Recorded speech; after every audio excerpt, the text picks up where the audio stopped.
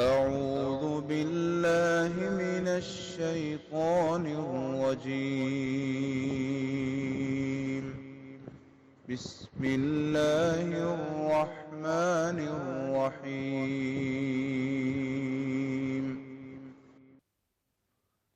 السلام علیکم ورحمۃ اللہ وبرکاتہ۔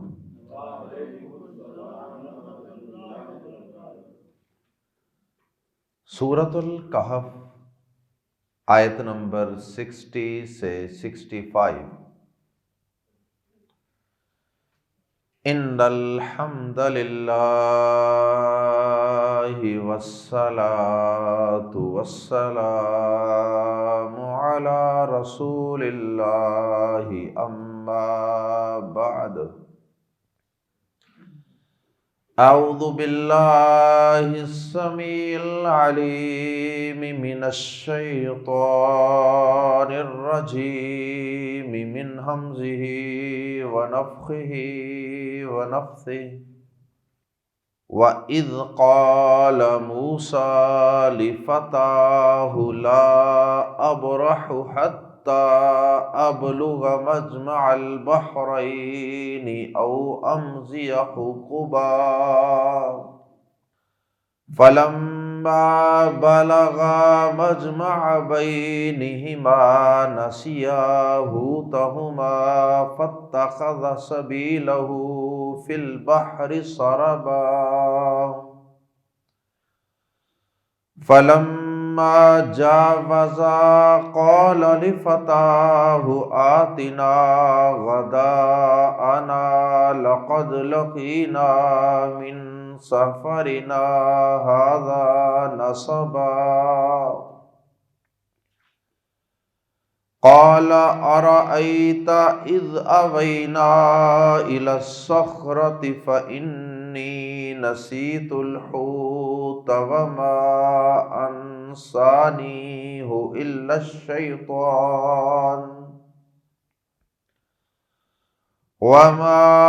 أنسانيه إلا الشيطان أن أذكره واتخذ سبيله في البحر عجبا قال ذلك ما كنا نبغي فارتدا على آثارهما قصصا فوجدا عبدا من عبادنا آتيناه رحمة من عندنا وعلمناه من لدنا علما۔ اس سے قبل اس سورہ مبارکہ میں دو انتہائی اہم واقعات کا تذکرہ ہم پڑھ چکے، جن واقعات میں اللہ رب العزت نے غرور اور تکبر کی مذمت فرمائی۔ پیارے نبی صلی اللہ علیہ وسلم کی حیات طیبہ میں مکہ کے کفار اس غرور اور تکبر میں مبتلا تھے کہ ہم ان مسلمانوں سے زیادہ بڑے ہیں، مالدار ہیں، ہمارا سٹیٹس، ہمارا مال و دولت اور افرادی قوت سب چیزیں ہی ان مسلمانوں سے زیادہ ہیں، ہم ان سے اعلیٰ افضل ہیں، سپیریئر ہیں، اور یہ کمتر ہیں، یہ غریب ہیں۔ تو اللہ رب العزت نے ان کفار کو تکبر کا برا انجام سمجھانے کے لیے ایک تو انسانی تاریخ میں سے دو دوستوں کا، دو بھائیوں کا یا دو ساتھیوں کا قصہ ان کے سامنے پیش کیا، جن میں سے ایک باغ والا تھا، دو باغات کا مالک تھا، لیکن متکبر، غرور کا مارا ہوا، اور دوسرا تھا تو مفلس، نادار، ماڑا، مسکین، لیکن تھا بہرحال مومن اور عاجزی والا، انکساری والا۔ اللہ پاک نے ان کا قصہ بیان کیا، اور پھر اس غرور والے شخص کا اللہ پاک نے انجام بھی بیان کیا۔ اس کے باغات تہس نہس ہو گئے اس کے تکبر اور غرور کی وجہ سے۔ پھر اللہ پاک نے یہاں قصہ ذکر فرمایا ہے حضرت آدم علیہ السلام اور ابلیس کا۔ یہ دوسرا قصہ ہے، آدم و ابلیس کا قصہ۔ اس میں بھی اللہ پاک نے یہی بات سمجھائی کہ کس طرح ابلیس نے، جو اتنا اللہ کا مقرب تھا، عبادت گزار تھا، لیکن تکبر کہ میں اس سے بہتر ہوں، انا، یہیں سے لفظ نکلا ہے انا۔ اس نے کہا تھا نا انا خیر منہ، میں اس سے بہتر ہوں۔ تو وہ جو انا ہے نا، میں، اسی سے ہی یہ محاورہ بن گیا کہ جی اپنی میں مارنی چاہیے، انا۔ تو اللہ پاک نے ابلیس کا بھی انجام بیان کیا کہ کس طرح اللہ پاک نے اسے اپنی رحمت سے اور اپنے مقرب بندوں میں سے دھتکار دیا اور نکال دیا۔ اور اب اللہ پاک نے تیسرا قصہ بیان کیا ہے اسی تکبر اور غرور کی مذمت میں، اور وہ قصہ اگرچہ الگ سے ایک مفصل قصہ بھی ہے، لیکن بہرحال اس قصے کے اندر بھی بڑائی اور کبریائی اور اپنے آپ کو بڑا سمجھنا، اس کی تردید ہے، اور اس کی بجائے اللہ پاک نے اس قصے میں بھی یہی سبق دیا ہے کہ انسان کو کبھی بھی اپنے آپ کو بڑا نہیں سمجھنا چاہیے۔ اور وہ قصہ، جو تیسرا قصہ ہم پڑھنے جا رہے ہیں، وہ قصہ ہے حضرت موسیٰ علیہ السلام اور حضرت خضر علیہ السلام کا قصہ۔ یہ جو حضرت موسیٰ علیہ السلام ہیں، اللہ کے جلیل القدر اور اولو العزم پیغمبر، ان کا تعارف تو آپ پہلے سے جانتے ہی ہیں۔ ان کا تو قرآن مجید میں کثرت سے تذکرہ موجود ہے، اور یہ بنی اسرائیل میں سے ایک پیغمبر۔ دوسرے پیغمبر جن کا اس قصے میں تذکرہ ہے وہ ہیں حضرت خضر علیہ السلام۔ اس لفظ کو ادا کرنے کے دو طریقے ہیں۔ ایک تو ہے خضر، خا کے نیچے زیر، ضاد پر سکون جزم، خضر، اور دوسرا انداز ہے خا پر زبر اور ضاد کے نیچے زیر، خضر، حضرت خضر علیہ السلام۔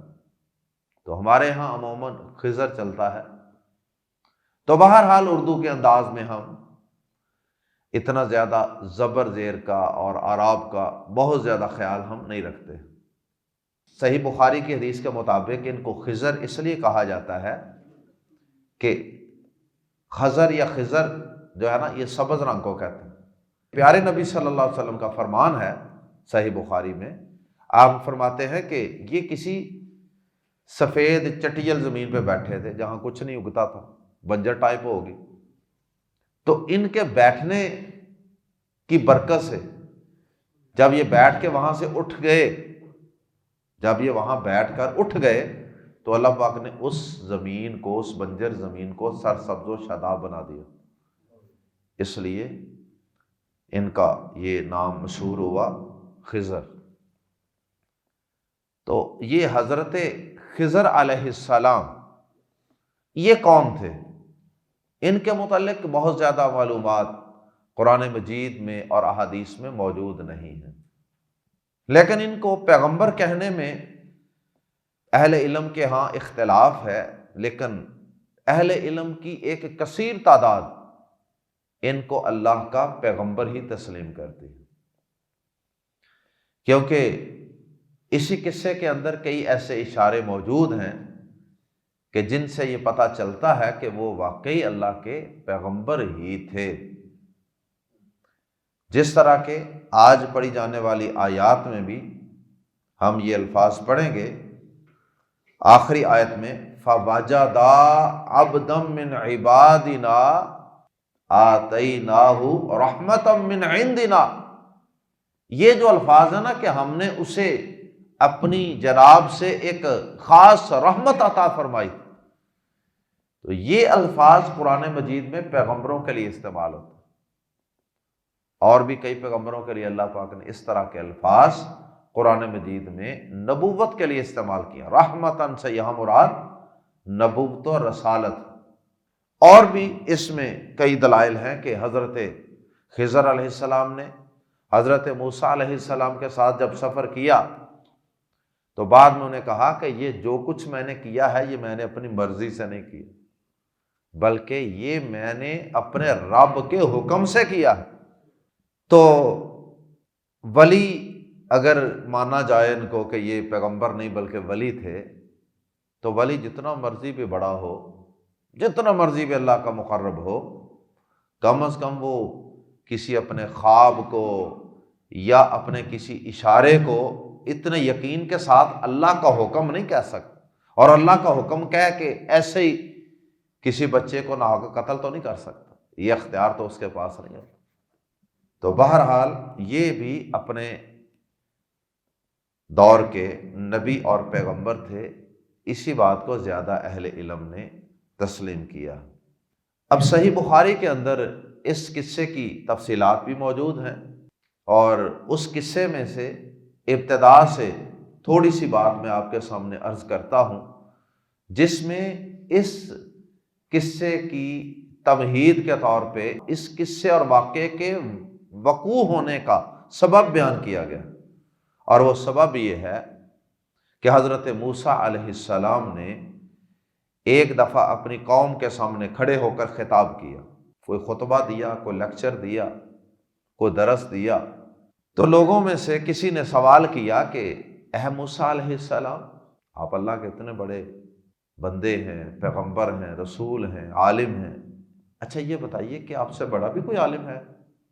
تو موسیٰ علیہ السلام نے یقیناً یہی سمجھا ہوگا کہ میں اللہ کا پیغمبر ہوں، اور پیغمبر پہ تو آسمان سے وحی آتی ہے، تو مجھ سے بڑا کوئی عالم کس طرح ہو سکتا. اور اس قصے اور واقعے سے معلوم ہوتا ہے کہ انہیں اس بات کا علم نہیں تھا کہ میرے علاوہ اسی وقت زمین کے کسی اور خطے کے اندر کوئی اور نبی رسول بھی موجود.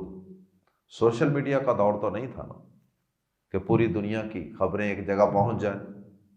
تو موسیٰ علیہ السلام نے اس اجتہاد کی بنیاد پر، اس قیاس کی بنیاد پر کہ میں پیغمبر ہوں، تو انہوں نے یہ کہہ دیا کہ نہیں، میں ہی سب سے بڑا عالم ہوں.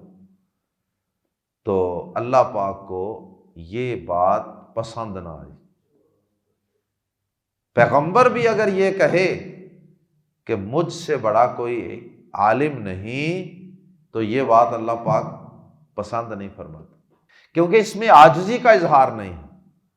اگرچہ موسیٰ علیہ السلام نے کسی تکبر اور بڑائی کی نیت سے تو نعوذ باللہ ایسا جملہ نہیں بولا ہوگا، لیکن جو جملہ اگرچہ اس کے پیچھے نیت ٹھیک بھی تھی، لیکن پھر بھی اس جملے کے اوپر بھی اللہ پاک کو موسیٰ علیہ السلام پر غصہ آیا. جیسا کہ صحیح بخاری کی حدیث میں یہ الفاظ موجود ہیں کہ اللہ پاک موسیٰ علیہ السلام سے اس پر ناراض ہوئے کہ آپ نے یہ جملہ کیوں کہا، آپ اس کی نسبت اللہ کی طرف کر دیتے. واللہ اعلم، اللہ پاک زیادہ جانتے ہیں، اللہ بہتر جانتے ہیں. تو اس میں عاجزی کا اظہار. اللہ اکبر. کہاں موسیٰ علیہ السلام کا یہ کہنا، جو پیغمبر ہیں جن پر وحی آتی ہے، ان کا یہ جملہ کہنا اور اللہ کا اس پر ناراض ہونا اور اس پر گرفت فرمانا، سرزنش فرمانا.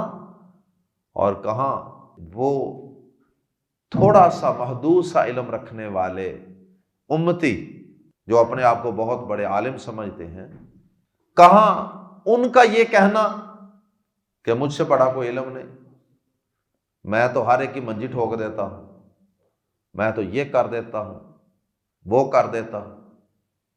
کئی دانشور، نام نہاد، علم کے علم بردار سوشل میڈیا پہ بیٹھ کے بڑے بڑے دعوے کرتے ہیں، بڑے بڑے اہل علم کو لتاڑ دیتے ہیں۔ اللہ تعالیٰ محفوظ فرمائے، اور اللہ ہمارے اہل علم کو بھی اور عام عوام کو بھی اللہ پاک عاجزی عطا فرمائے۔ تو انسان کو بات کرتے وقت الفاظ کا چناؤ بھی ایسا کرنا چاہیے کہ جس سے عاجزی کا اظہار ہو۔ دل میں بے شک عاجزی ہو، لیکن الفاظ کا استعمال بھی ایسا کرنا چاہیے جس میں عاجزی ہو۔ اور متکبرانہ اور بڑے مغرور سے بھرے ہوئے لتھڑے ہوئے جملے بولنا یہ کسی عالم کو بھی زیب نہیں دیتا۔ اور غالباً نبی صلی اللہ علیہ وسلم کے صحابہ میں سے کسی صحابی کا قول ہے، غالباً حضرت عبداللہ بن مسعود رضی اللہ تعالیٰ عنہ کا قول ہے، وہ فرماتے ہیں کہ یہ کہنا، کوئی آپ سے مسئلہ پوچھتا ہے، اس کے جواب میں یہ کہنا کہ واللہ اعلم، واللہ تعالی اعلم، اللہ تعالیٰ ہی زیادہ جانتے ہیں، میں نہیں جانتا۔ یعنی اگر آپ کو کسی مسئلے کا علم نہیں اور آپ اس کے جواب میں یہ کہہ دیتے ہیں کہ جی مجھے علم نہیں، لا عالم، میں نہیں جانتا، واللہ تعالی عالم، اللہ پاک ہی بہتر جانتے ہیں۔ تو عبداللہ بن مسعود رضی اللہ تعالی عنہ صحابی رسول صلی اللہ علیہ وسلم فرماتے ہیں کہ گویا کہ یہ جملہ بولنا گویا کہ آدھا علم ہے، آدھا علم۔ آدھا علم صرف اس ایک جملے میں ہے، جس میں جملے سے عاجزی کا اظہار ہو رہا۔ اللہ اکبر۔ ہمارے گجرانوالہ کے بہت بڑے عالم دین شیخ حافظ عبد المنان نور پوری رحمۃ اللہ علیہ، ان کے متعلق میں ذاتی طور پہ گواہ ہوں، وہ سوالوں کے جوابات دیا کرتے تھے تحریری، دور دراز سے دوسرے ملکوں سے بھی لوگ ان سے سوالوں کے جواب پوچھتے تھے، خط و کتابت کے ذریعے، علماء بھی پوچھتے تھے، عوام بھی پوچھتے تھے، طلباء بھی پوچھتے تھے۔ تو ایک دفعہ ہم نے ہمارے کچھ دوستوں نے ان سے ملاقات کی اور ان سے کہا کہ یہ سارے سوال و جواب سالہ سال سے آپ کے پاس جمع ہو رہے ہیں، تو آپ یہ ہمیں دیں، ہم ان کو کتابی شکل میں پرنٹ کرتے ہیں۔ وہ بھائی مجھے بھی ساتھ لے گئے۔ جب سوالوں کی ترتیب لگائی گئی تو پتہ چلا کہ اس میں تو بہت سے سوالات ایسے ہیں جن میں محترم حافظ صاحب نے سوال پورا نقل کیا ہے اور اس کے آخر میں جواب لکھا ہے علم نہیں۔ سوال چاہے 15 لائنوں کا ہو اور جواب ایک جملہ بھی انتہائی چھوٹا سا، علم نہیں، اور نیچے آپ نے دستخط فرما دی اور وہ خط روانہ کر دی۔ اللہ اکبر۔ محترم حافظ صاحب سے کہا کہ حافظ صاحب جب آپ نے یہ خط بھیجا تو اس کے 5 سال بعد آپ کو کوئی اور سوال کسی بندے نے وہی سوال دوبارہ کسی اور نے کر دیا، تو وہاں آپ نے جواب دے بھی دیا۔ تو اب جو 5 سال پہلے والا سوال تھا جس میں آپ نے لکھا ہے کہ علم نہیں، اسے تو کم از کم نکال دینا چاہیے نا، کیونکہ بعد میں آپ کو علم ہو بھی گیا ہے۔ تو اسی طرح وہ سوال کے جن کا آپ نے جواب دیا ہی نہیں کبھی بھی، ایک دفعہ بھی آیا تو کہا علم نہیں، دوسری دفعہ بھی آیا کہا علم نہیں، تیسری دفعہ بھی آیا کہا علم نہیں، تو ان سارے سوالوں کو بھی نکال دیا جائے، اور وہ سوال جن میں آپ نے شروع میں کہا علم نہیں، بعد میں آپ نے جواب دے دیا، تو ان میں سے جو پہلے والے سوال ہیں جن میں لکھا علم نہیں، اسی کتاب میں ان کو بھی درج کر دینا، یہ کوئی بے معنی سا معلوم ہوتا ہے۔ اور پڑھنے والے کو، کتاب پڑھنے والے کو، فتویٰ پڑھنے والے کو اس سے کیا فائدہ ہوگا کہ علم نہیں، علم نہیں، علم نہیں جگہ جگہ۔ تو محترم حافظ صاحب اس بات پہ اصرار کرتے رہے کہ نہیں، یہ خط نکالنے نہیں اندر سے، یہ سوالوں کے جواب نکالنے نہیں۔ بہرحال ہم بڑے پریشان کہ ایک اللاجک سی بات ہے، تو بہرحال اصرار کرنے کے بعد کہا کہ حافظ صاحب ہمیں سمجھائیں تو صحیح، آخر آپ اس پہ اصرار کیوں کر رہے ہیں؟ تو حافظ صاحب اللہ ان کی قبر پہ کروڑوں رحمتیں نازل فرمائے، بڑے متقی پرہیزگار عالم تھے، عالم باعمل تھے۔ کہنے لگے، پنجابی بولتے تھے، سوالوں کے جواب تو اردو میں لکھے ہوتے تھے لیکن عام گفتگو میں وہ پنجابی بولتے تھے۔ تو فرمانے لگے کہ اے سوالات دے جواب اس وجہ تو لکھنے نے وچ لوکاں نوں پتہ لگے کہ عبد المنان نوں بڑیاں گلاں دا نہیں سی پتہ، کوئی یہی نہ سمجھ لے کہ عبد المنان نوں ساری گلاں دا ہی پتہ سی۔ تو پھر کہا کہ حافظ صاحب چلو جن میں آپ کو علم ہو گیا، ان میں جو پچھلے 5 سال 7 سال پہلے سوال ہے جن میں آپ نے پہلے کہا علم نہیں، بعد میں علم ہو گیا، تو ان میں تو پہلے سوال کاٹنے دینا، علم نہیں والے۔ انہوں نے کہا نہیں، یہ بھی نہیں کٹنے۔ حافظ صاحب یہ کی فائدہ ہوئے گا؟ اور لوگوں کو پتہ لگے عبد المنان نوں پہلا نہیں سی پتا، بعد چ پتہ لگا۔ ہاں جی، یہ ہے عاجزی۔ اللہ اکبر۔ اور یہاں میں نے دیکھا چھوٹے چھوٹے عالم میرے جیسے بالکل طالب علم، کوئی سوال پوچھو جناب، نہیں بھی علم کوئی نہ کوئی جٹ جفا لگا کے کوئی تکا تکا مار کے جواب دے دیں گے۔ آپ کو بڑے ایسے عالم نظر آئیں گے کہ جن کے منہ سے آپ نے کبھی بھی نہیں سنا ہوگا کہ علم نہیں۔ اللہ اکبر۔ تو یہ ایک اچھے عالم کی شان نہیں ہے کہ وہ ہمیشہ ہی جواب دیتا رہے، ہمیشہ ہی جواب دیتا رہے، تاکہ لوگ یہ سمجھیں ان پر ایک میری علمی داغ بیٹھے کہ بھائی جناب کو بڑا علم ہے، بڑا پتہ ہے ان کو۔ تو یہ سوچ جو ہے یہ انتہائی خطرناک سوچ ہے۔ علم وہی ہے جس کے ساتھ عاجزی بھی ہو۔ اللہ پاک جتنا علم عطا کرتے جائیں اتنی انسان میں عاجزی آتی جائے۔ بات ہو رہی تھی کہ حضرت موسیٰ علیہ السلام نے یہ کہہ دیا کہ ہاں مجھ سے بڑا کوئی عالم نہیں ہے اس زمین پر، تو اللہ پاک پھر ناراض ہوئے۔ پھر اللہ پاک نے بتایا کہ اے موسیٰ، میرا ایک بندہ ہے اس زمین پر جو بعض چیزوں میں تجھ سے بھی زیادہ علم رکھنے والا، یعنی کچھ چیزیں ایسی ہیں جن کا علم صرف اسے ہے، تجھے نہیں۔ تو حضرت موسیٰ علیہ السلام نے کہا یا اللہ میری ان سے ملاقات ہو سکتی ہے؟ یہ بھی عاجزی کا اظہار ہے، میں ان سے کچھ سیکھ لوں، اگر ان کے پاس کچھ چیزوں کا علم زیادہ ہے تو میں ان سے سیکھ لوں۔ اللہ پاک نے کہا کہ ٹھیک ہے، ملاقات ارینج کروا دیتے ہیں آپ۔ اور پھر اللہ پاک نے کچھ نشانیاں بتائیں کہ 2 دریا آپس میں مل رہے ہوں گے اس علاقے کے اندر، جو مچھلی وغیرہ ساتھ لے کے جانی ہے، وہ جو تمہاری ٹوکری سی ہے جس کے اندر تم وہ مچھلی ساتھ لے کے جاؤ گے نا، وہ مچھلی جس جگہ پر تمہاری ٹوکری سے غائب ہو جائے نا، سمجھنا کہ وہ ہمارا بندہ ادھر ہی کہیں قریب ہوگا۔ یہ ایک نشانی بتا دیں۔ اللہ اکبر۔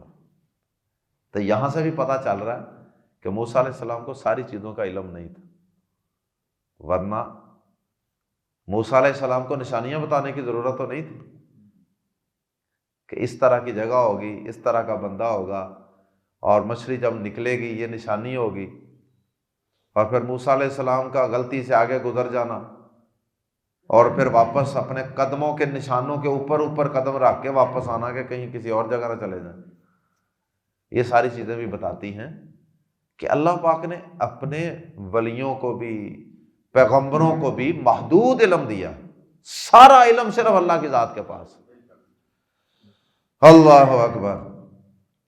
تو پھر موسیٰ علیہ السلام اپنے ساتھی اور اپنے خادم اور اپنے یار غار یوشع بن نون کو لے کر چل پڑے اور ان کو تیار کیا کہ لو بھائی یہ ایک سفر ہے تو اس پہ ہم نے نکلنا ہے، تو نے میرے ساتھ جانا ہے، مچھلی ہم نے ایک لینی ہے اور ایک وہ ٹوکری سی کے اندر بند کرنی ہے، اور اس طرح اللہ پاک نے یہ نشانیاں بتائی ہیں۔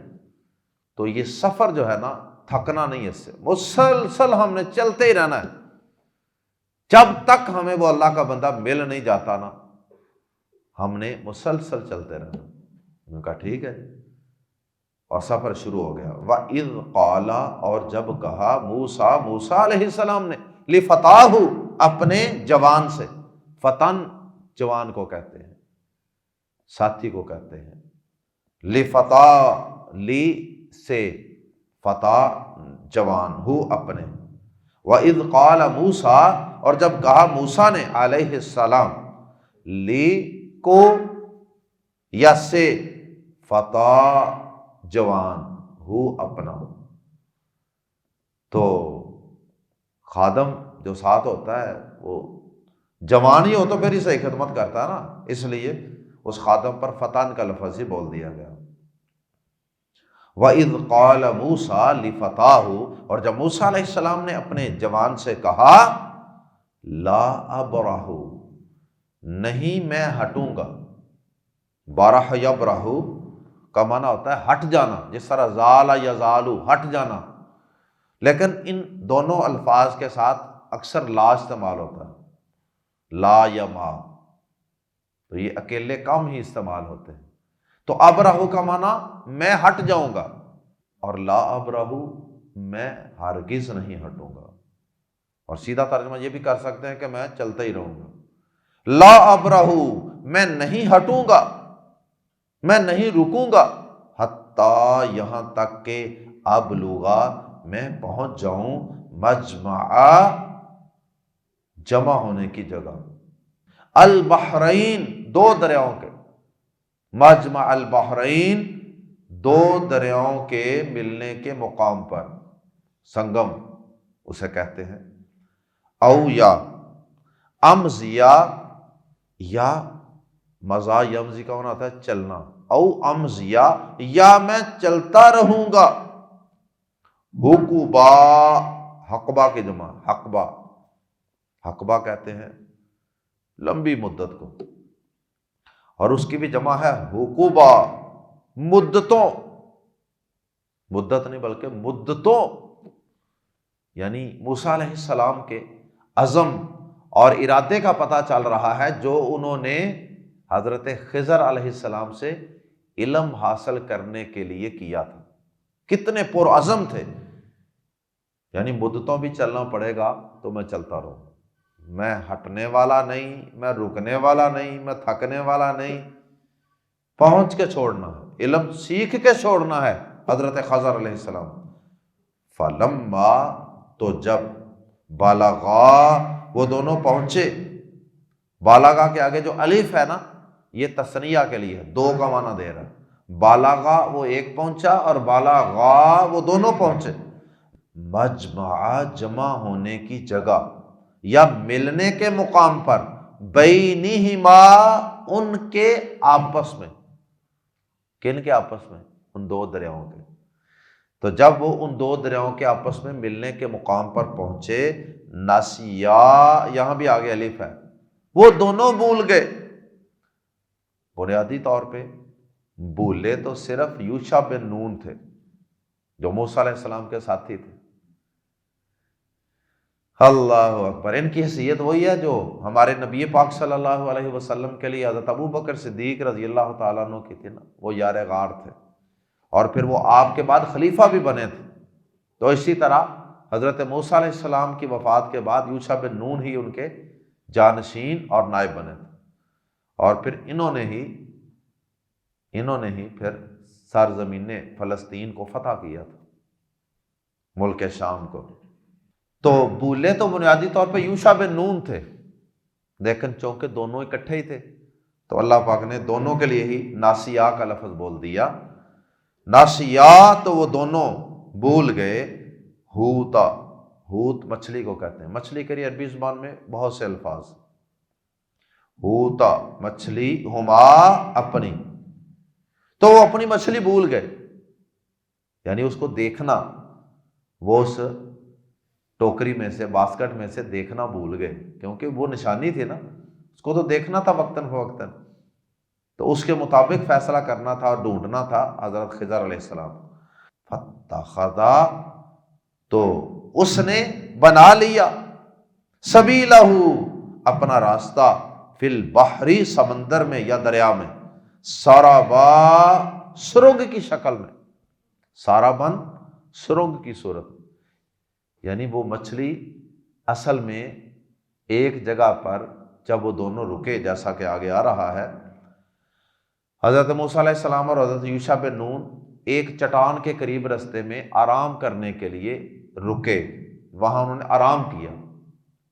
اب موسیٰ علیہ السلام سوئے ہوئے تھے، تو یوشع بن نون جو ہیں، جو خادم تھے، وہ جاگ رہے تھے۔ انہوں نے دیکھا کہ وہ ٹوکری میں سے مچھلی نکلی ہے اور پانی کے اندر، دریا کے اندر بڑی ایک عجیب گول سی ایسے سرنگ بنی ہے، جیسے کو پائپ ہو، تو اس کے اندر وہ ایسے گھس گئی ہے بڑے انوکھے سے طریقے سے، معجزانہ طور پہ۔ وہ مچھلی تو ظاہر زندہ نہیں تھی، ٹوکری کے اندر رکھی ہوئی تھی، ظاہر ہے وہ زندہ تو نہیں تھے نا پانی کے بغیر، تو وہ پانی کے اندر داخل ہو چکی تھی۔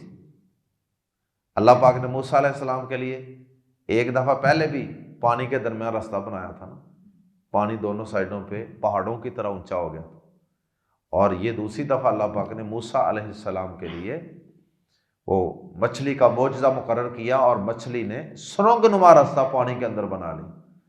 تو اللہ پاک کے لیے یہ کوئی مشکل نہیں ہے، اور یہ دونوں معجزات۔ اب وہ مچھلی تو جا چکی تھی، یوشع بن نون نے سوچا ہوگا کہ اب موسیٰ علیہ السلام سوئے ہوئے ہیں، تو جب وہ بیدار ہوئے تو شیطان نے بلا دیا۔ اس میں بھی اللہ پاک کی حکمت ہوگی کہ اتنی اہم بات جو تھی وہ ان کے ذہن سے شیطان نے بلا دی، تو وہ آگے چل پڑے کہ ابھی ہماری منزل آگے ہے۔ لیکن اس مطلوبہ جگہ سے جب وہ آگے بڑھے تو آگے بڑھنا ان کا درست نہیں تھا نا۔ تو نبی صلی اللہ علیہ وسلم فرماتے ہیں صحیح بخاری کی حدیث میں کہ موسیٰ علیہ السلام کو اس سے پہلے بڑا سفر کیا انہوں نے، لیکن تھکاوٹ نہیں ہوئی تھی، کیونکہ جذبہ تھا ایک علم حاصل کرنے کا، ملنے کا۔ لیکن جب وہ اس مطلوبہ جگہ سے آگے بڑھے ہیں تو تھوڑی دور جا کے تھکاوٹ شروع ہو گئی۔ وہ تھکاوٹ بھی اللہ تعالیٰ کی ایک حکمت ہے۔ جب تھکاوٹ ہوئی تو پھر کہنے لگے موسیٰ علیہ السلام کہ تھوڑا سا آرام کر لیں، بیٹھ جائیں، کوئی کھا پی لیتے ہیں۔ تو اس وقت موسیٰ علیہ السلام نے کہا کہ لاؤ وہ مچھلی نکالو۔ تو ممکن ہے کہ مچھلیاں ایک سے زیادہ رکھی ہیں انہوں نے، کھانے کے لیے بھی موجود ہوں، اور اسی میں سے کوئی مچھلی نکل کے دریا میں بطور نشانی کے کودنی ہو۔ تو موسیٰ علیہ السلام نے کہا لاؤ ہمارا ناشتہ لاؤ، ناشتہ کرتے ہیں، تھکاوٹ ہو گئی۔ یہ بھی معلوم ہوا کہ یہ تھکاوٹ ہو جانا اور اسی طرح نیند آ جانا اور اسی طرح سے شادی کی ضرورت، کھانے پینے کی حاجت، قضاء حاجت، یہ ساری چیزیں یہ انبیاء کرام کی بھی بنیادی ضروریات ہوتی تھی، اور یہ کوئی نبوت اور رسالت کے منافی چیزیں نہیں۔ بہرحال جی یوشع بن نون نے کہا کہ اوہو، وہ تو میں آپ کو بتانا بھول گیا تھا، وہ تو ابھی ہم جو پیچھے جب ہم ایک چٹان کے قریب ٹھہرے تھے نا، آپ سوئے ہوئے تھے، تو اسی وقت وہ وہاں سے اس باسکٹ میں سے مچھلی نکلی تھی، وہ پانی میں سرنگ بنا کے چلی گئی تھی۔ موسیٰ علیہ السلام نے کہا اللہ کے بندے، وہی تو ہماری مطلوبہ جگہ تھی جس کو ہم تلاش کر رہے تھے، چلو واپس۔ اور پھر وہ اپنے قدموں کے نشانات پر واپس آئے تاکہ ایگزیکٹ اسی جگہ پر پہنچ سکے۔ اللہ اکبر۔ پھر وہ واپس پہنچے، اور پھر اس کے بعد کیا ہوا انشاءاللہ پڑھیں گے آئندہ، لیکن باقی آیات مکمل کر لیں۔ فلما جاوزا، پھر جب وہ آگے گزر گئے، قال، تجاوز کرنا، حد سے آگے گزر جانا، تو یہاں مراد ہے کہ اپنی مطلوبہ جگہ سے آگے گزر گئے۔ فلما جاوزا، پھر جب وہ آگے گزر گئے، قال، کہا موسیٰ علیہ السلام نے، لی فتاہ، اپنے جوان سے، آتی نا، لاؤ ہمارے پاس، غداءنا، ہمارا دن کا کھانا، ناشتہ یا دوپہر کا کھانا وہ لاؤ۔ لقد، بلا شبہ یقیناً، لقینا، ہم نے پائی ہے، لقینا، ہم نے پائی ہے، ہم نے ملاقات کی ہے یا ہم نے پائی ہے، من سافرنا اپنے سفر سے، من سافرنا اپنے سفر سے، ہاذا اس کیا پائی ہے، نصبا تھکاوٹ، ہمیں تو اس سفر سے تھکاوٹ ہو گئی ہے، لاؤ کھانا کھائیں۔ قال اس نے کہا ارأیت کیا آپ نے دیکھا، کیا آپ کے علم میں ہے، اذ جب اوینا ہم نے پناہ لی، مراد ہے جب ہم ٹھہرے، الی الصخرۃ اس چٹان کے پاس، الف لام لگا ہے نا صخرہ کے ساتھ، تو وہ جو چٹان تھی نا رستے میں، اس کے پاس جب ہم ٹھہرے تھے نا، فإنی تو بے شک میں، نسیت بھول گیا، الحوت مچھلی کو، یعنی مچھلی بتانا بھول گیا آپ کو کہ مچھلی تو چلی گئی ہے، آپ کو پتا ہے کہ وہاں مچھلی نکل کے اندر چلی گئی تھی دریا میں، اور میں آپ کو بتانا بھی بھول گیا ہوں۔ وما انسانی اور نہیں بلایا مجھے، اس مچھلی کو، مجھے وہ مچھلی نہیں بلائی، الا الشیطان شیطان نے، ان کے اذکرا میں تذکرہ کروں، اس کا، واتخذ اس کا تذکرہ کرنا آپ کے سامنے مجھے شیطان نے بلا دی۔ تو بری چیز کی نسبت انسان کو شیطان کی طرف یا اپنے نفس کی طرف ہی کرنی چاہیے، اور ہر خوبی اور ہر اچھائی کی نسبت انسان کو اللہ کی طرف کرنی چاہیے، یہ ایک ادب ہے، ورنہ اچھائی برائی ہر چیز کا خالق تو اللہ پاک ہی ہے، شیطان کا خالق بھی اللہ پاک ہی ہے۔ واتخذ اور اس نے بنا لیا، یعنی مچھلی نے، سبیلہ اپنا راستہ، فی البحر دریا میں، عجبا عجیب طرح سے، بڑا انوکھا اچھا اس نے راستہ بنایا تھا دریا کے اندر، تو در حقیقت وہ معجزہ تھا نا، معجزانہ طور پہ گئی تھی، وہ اپنی مرضی سے اس نے راستہ تھوڑا بنایا تھا۔ قال اس نے کہا، یعنی موسیٰ علیہ السلام نے فرمایا، ذالک یہی ہے، ما جو کننا تھے ہم، نبغی ہم تلاش کر رہے، یبغی وہ تلاش کر رہا، تبغی تو تلاش کر رہا، ابغی نبغی،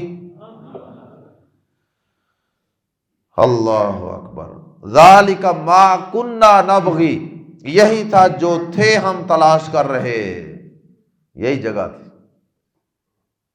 فرتدا پس وہ واپس لوٹے، مرتد ہونا ہوتا ہے نا، پلٹ جانا اپنے دین سے، وہ تو ایک اصطلاحی لفظ ہے نا، اور یہ لغوی لفظ ہے، لغوی اعتبار سے یہاں یہ استعمال ہوا ہے واپس پلٹ آنے کی سینس میں۔ فرتدا تو وہ دونوں واپس پلٹے، علا پر، آثاری اثر کی جمع، قدموں کے نشانات کو کہتے ہیں، علا آثارہما اپنے قدموں کے نشانوں پر، قصصا پیچھا کرتے ہوئے، ان قدموں کے نشانات کا پیچھا کرتے ہوئے ان پر واپس پلٹ آئے۔ قصہ جو ہوتا ہے نا، وہ قصہ کہانی جو ہوتی ہے نا، یہ وہی لفظ ہے قصصا، اور قصے کو قصہ اس لیے کہتے ہیں کہ وہ ایک حقیقت میں ایک واقعہ ہوا ہوتا ہے، اور جب ہم بعد میں کچھ سالوں کے بعد، کچھ صدیوں کے بعد وہ قصہ رپیٹ کرتے ہیں نا، دہراتے ہیں، تو ہم کیا کر رہے ہوتے ہیں، جو حقیقت میں ہوا اس کے ہی پیچھے پیچھے چل رہے ہوتے ہیں بیان کرتے وقت، جیسے جیسے ہوا ویسے ویسے اس کے پیچھے پیچھے چل رہے ہوتے ہیں بیان کرتے وقت، اس لیے اس کو کہتے ہیں قصہ، ورنہ اس کا لفظی معنی پیچھا کرنا ہوتا ہے۔ فرتد علی آثارہما قصصا تو وہ اپنے قدموں کے نشانوں پر پیچھا کرتے ہوئے واپس لوٹے، فوجدا تو ان دونوں نے پا لیا، عبدن ایک بندے کو، من عبادنا ہمارے بندوں میں سے، لیکن وہ صرف ایک بندہ ہی نہیں تھا، وہ عام بندہ نہیں تھا، آتینا ہم نے عطا کی تھی اسے رحمتن ایک رحمت، ایک خاص قسم کی رحمت، ایک بڑی رحمت، مراد نبوت اور رسالت ہے، من عندنا اپنی جناب سے، وعلمناہ اور ہم نے سکھایا تھا اسے من لدنا اپنی جناب سے علما ایک علم. یہ بھی اشارہ ہے نبوت اور رسالت کی طرف. تو اور حدیث کے مطابق حضرت موسیٰ علیہ السلام جب واپس پہنچے تو انہوں نے وہاں دائیں بائیں دیکھا تو اس علاقے کے اندر ان کو ایک بندہ ایک سفید چادر کے اندر لپٹا ہوا لیٹا ہوا نظر آیا. اس کے پاس گئے اور اس کو جا کر سلام کیا. تو انہوں نے کہا ہے یہ سلام کرنے والا اس علاقے میں کون؟ تو انہوں نے کہا جی میں موسیٰ ہوں. تو خضر علیہ السلام نے کہا موسیٰ؟ اچھا وہ بنی اسرائیل والا موسیٰ؟ تو آپ نے کہا جی ہاں وہی بنی اسرائیل والا موسیٰ ہوں. تو خضر علیہ السلام کو اللہ پاک نے بتایا ہوگا کہ ایک نبی موسیٰ بھی ہے اس زمین پر.